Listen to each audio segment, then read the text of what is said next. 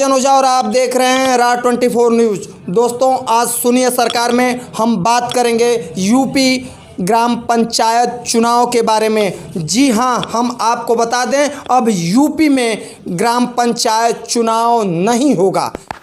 मामला देश की सबसे बड़ी अदालत सुप्रीम कोर्ट में चली गई है।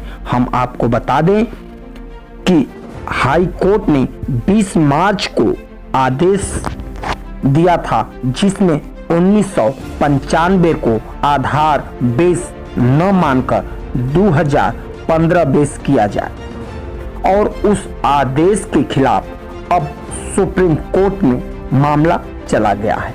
अभी सुप्रीम कोर्ट का फैसला आना बाकी है, लेकिन ऐसा संशय लग रहा है कि अभी पंचायत चुनाव न हो, लेकिन प्रत्याशियों में उपापोह की स्थिति बनी हुई है और अलग अलग ढंग से लोग अपनी प्रतिक्रिया दे रहे हैं। तो सरकार कैसे लोगों का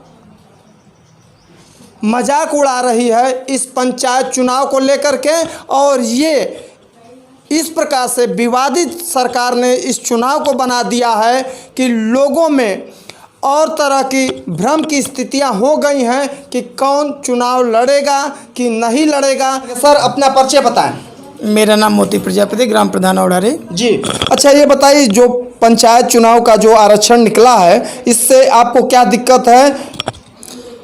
जो जी संशोधित लिस्ट आई है जी आरक्षण की, जी इससे तो ये नहीं लगता कि सरकार की चुनाव कराने की मंशा है। जी, ऐसा कुछ प्रतीत नहीं हो। क्या दिक्कत है इसमें?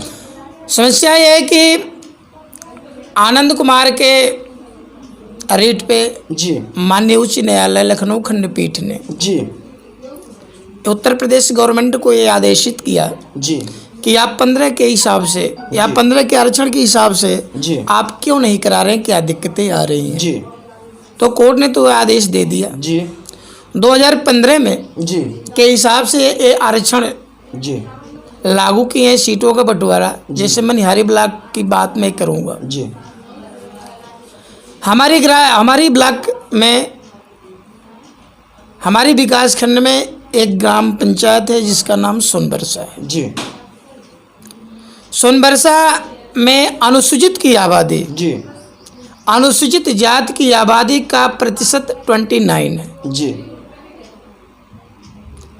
और यह ग्राम पंचायत 2015 में रिजर्वेशन एससी के लिए रिजर्व कर देगी। जी 2015 में आरक्षित कर देगी। जी जबकि वही हमारी ग्राम पंचायत, मैं अपनी ग्राम पंचायत की बात कर रहा हूँ, जी जहाँ की एससी की आबादी जी का प्रतिशत जी 32.58 है। जी तो मेरी ग्राम पंचायत को तो 2015 में ही रिजर्वेशन मिल जाना चाहिए जी एससी के लिए, जी लेकिन वहाँ भी आरक्षण के साथ अनदेखी की गई। जी आज जी सुजनीपुर को देख लीजिए, वही बात है।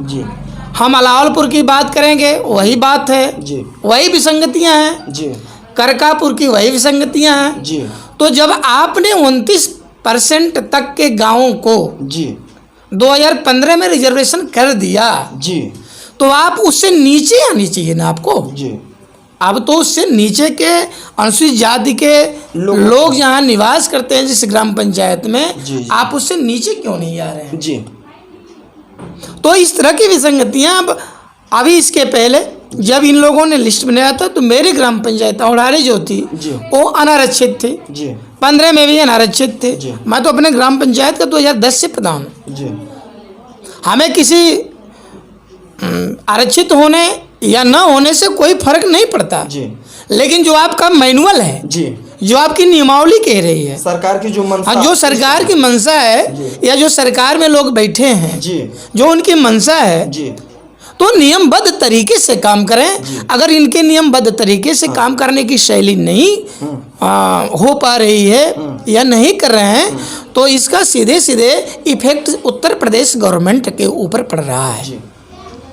तो मेरा कहना है कि जब आपने सोनबरसा जैसे गांव को, जहां की एससी की आबादी 29% है, उस गांव को आपने 15 में आरक्षित वर्ग के लिए कर दिया था, तो आप उससे नीचे चलें, जी या नहीं तो फिर हम लोग तो मजबूर हैं, फिर हम कोर्ट का सहारा जरूर लेंगे।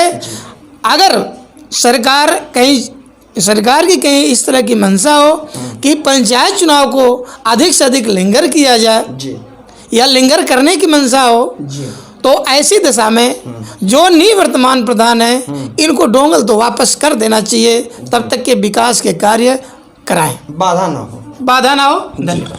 चलिए देखिए, सरकार के मंशा पर प्रश्न चिन्ह लग रहे हैं, क्योंकि सरकार ने जो गाइडलाइन बनाया है, बताएं सुनील कुमार कनौजिया, ग्राम जी। सभा पहाड़पुर खुर्द से हैं हम। जी जी जी, हमारा गांव जी अभी 2010 से सामान्य था, जी। इसके पहले बैकवर्ड था, जी और इसके बाद जब सरकार अगली सूची बनाई 1995 के हिसाब से, तो हमारा गांव सुरक्षित कर दिया गया। जी हम सुरक्षित के लोग 1 महीने से होर्डिंग लगवा करके, पोस्टर बनवा करके घूम रहे हैं गांव-गांव। जी और इसके बाद जब दूसरी लिस्ट आई तो उसमें गांव को आरक्षित महिला बैकवर्ड महिला कर दिया गया। जी तो इससे जो है कि अभी अब तक हमारा गांव कभी अनुसूचित हुआ नहीं, जो कि हमारे ग्राम सभा के बगल में एक विष्णुपुर टणवा ग्राम सभा है, जी वहाँ पे हरिजनों की आबादी हम लोग की आबादी से कम है, फिर भी उसको 2015 में सुरक्षित कर दिया गया। जी।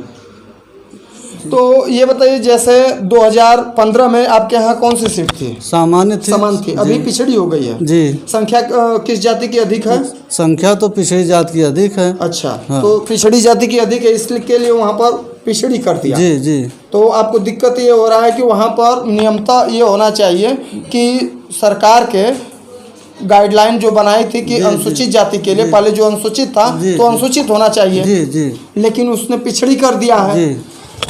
भैया देखिए, मान लीजिए इनके यहाँ इस तरह से ये प्रत्याशी हैं, चुनाव लड़ना चाहते हैं, इनकी ये प्रतिक्रिया है, लेकिन हम आपको बता दें सरकार आपकी है। जब सरकार आपकी है तो सवाल आपसे होगा। बिहारी विकास खंड के कई गांव हैं, सदर विकास खंड का मैं एक ग्राम सभा बता देता हूं, औरंगाबाद, जैसे कि पिछली बार 2015 में पिछड़ी जाति के लिए आरक्षित थी और इस बार भी आरक्षित हुआ है। वहीं चौकियां भी पिछड़ी के लिए आरक्षित थी, इस बार भी आरक्षित है। तो क्यों नहीं इनका ग्राम सभा भी अनुसूचित जाति के लिए, चाहे सामान्य जाति के लिए आरक्षित हो, ताकि सब लोग चुनाव लड़ सकते हैं। जी। ग्राम सभा गोला विकास खंड देवकली का वर्तमान प्रधान हूँ। जी। हमारे ग्राम सभा में 2015 में जो थी जी सामान्य सीट थी जी, उस पे मैं प्रधान हुआ जी। इसके बाद सूची का संशोधन होकर पहले आया था तो बैकवर्ड आई थी जी। बैकवर्ड के बाद अब इस बार आया है तो वो अनुसूचित आ गई है। अच्छा। जिसमें कि हमारे गांव सभा में बैकवर्ड सीट की बैकवर्ड जनसंख्या बहुत ज़्यादा है। जी। बैकवर्ड पिछड़ी जाति की मतलब जनसंख्या ज्यादा, बहुत ज़्यादा है। और 2015 में कौन सी सीट थी? 2015 में सामान्य सीट थी। सामान्य थी जी। और लेकिन इस बार अनुसूचित कर दिया इन्होंने। अनुसूचित कर दिया गया। सबसे कम संख्या अनुसूचित की है। अनुसूचित की ही है। जी।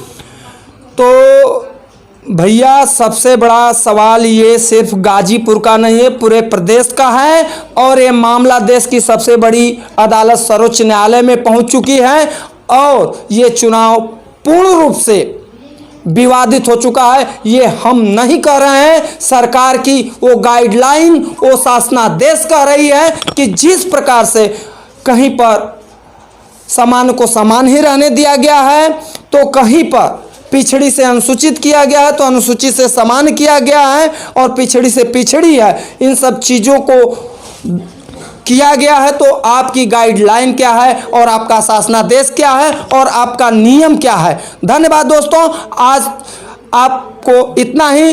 राजन ओझा, आपका Ra24 न्यूज़ में धन्यवाद।